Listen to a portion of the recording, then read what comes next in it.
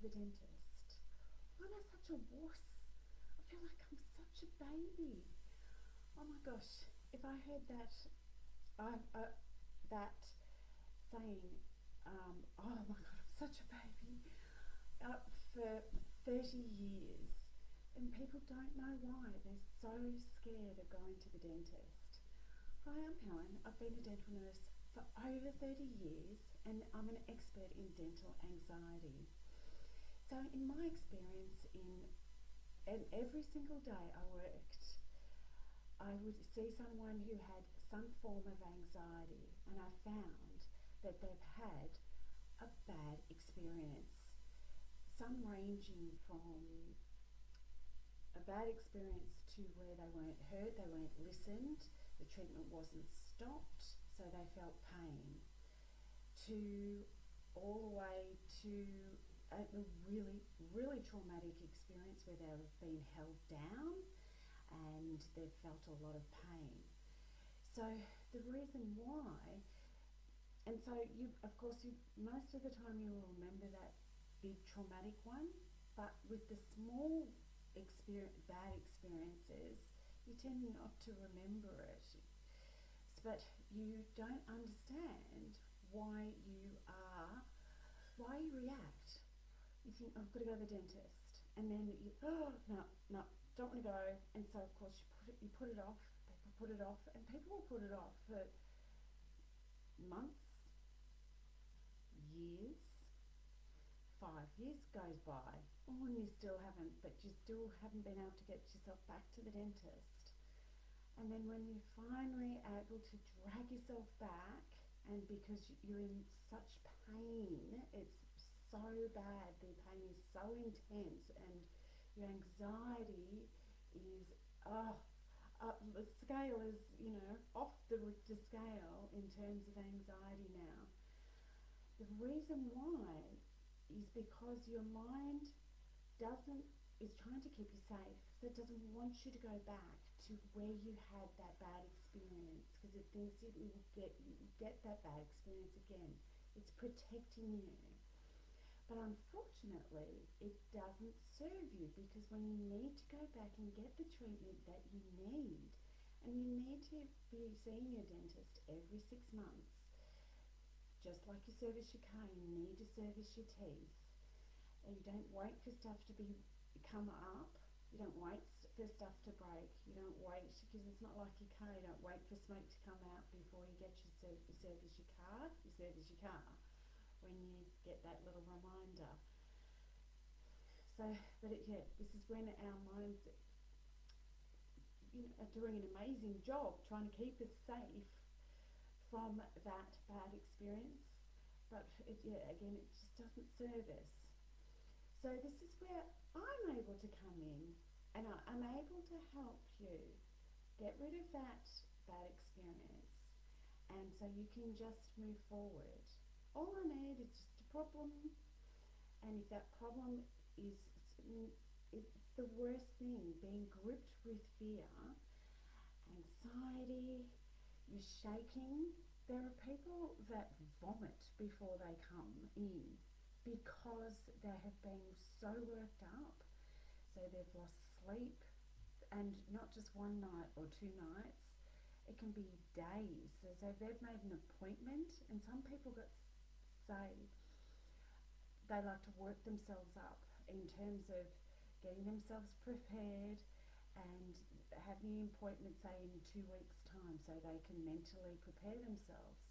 But in the same sense, they're working themselves up. It's always in the back of their mind. They can't sleep. So when you're not able to sleep, you're not able to function right. You then probably drink more coffee, more stimulants to keep you awake. You're not able to just and even eat, especially if you've got pain in the mouth, a broken down tooth or a toothache. You're not able to have ice cream, you're not able to have hot drinks. There's a lot of things that happen, in that time while you're waiting to go to the dentist.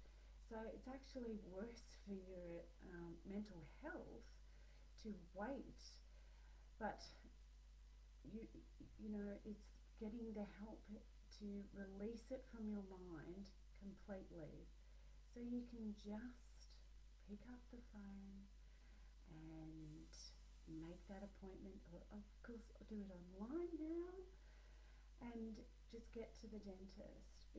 I'm so passionate about helping people get back into the dental chair, saving your teeth, because we've got to look after them.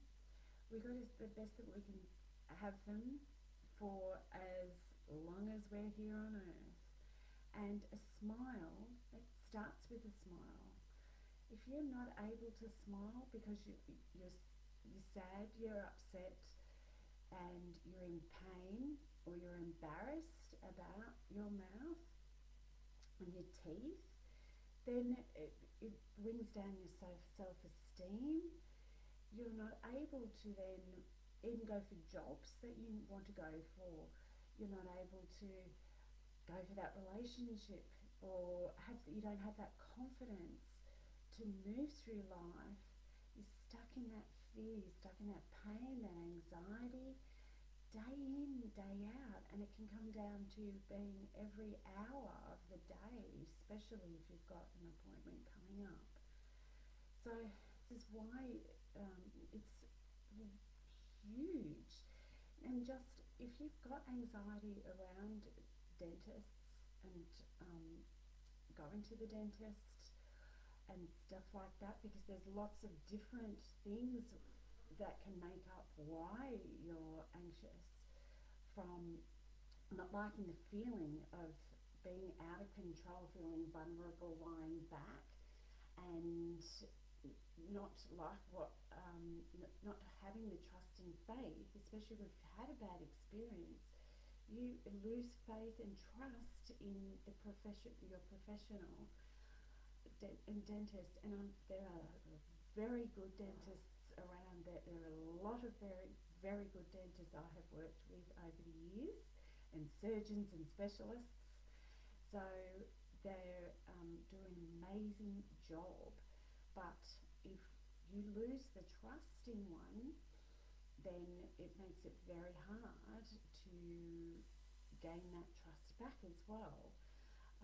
There's also, and people have fear of dying, because when you've got a lot in your mouth, lying back, and you're feeling out of control with it, and having the suction and drills and water, feel like you can't breathe.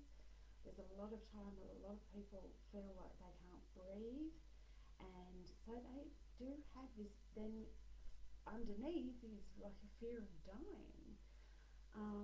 And you know, it's okay to have these fears.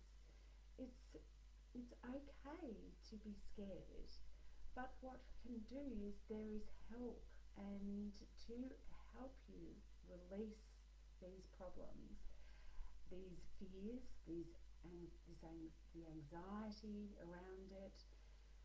And it's called me. I am your solution to your problem, especially around dental, because I understand. I have seen so many different types of anxiety and needle phobia, don't like being numb, petrified of having a needle. But it's so important to have a needle so you don't feel the treatment. And so there you go. There's lots and lots of different things why you could be anxious and why you don't like going to the dentist. But it is such an important thing to be going to the dentist every 6 months, to be brushing your teeth, to be getting that education and knowing where you're not brushing your teeth. Sometimes you could be just missing one spot, and just missing that one spot for quite some time can cause decay and breakdown of that tooth. And I'm honestly not trying to put any fear, but I'm trying to help you get back and be that dentists are your best friend. One of your besties, professional besties, just like our GP and our hairdresser. We put a lot of trust and faith, but also trust your gut. And knowing what a good dentist is. If you don't feel it's right for you, ask other people. Generally, referrals are the better way to, but you will know. Trust your gut instinct. It's always right. So brushing twice a day, floss at the best at just once a day, generally at night when you've got more time. Floss you later.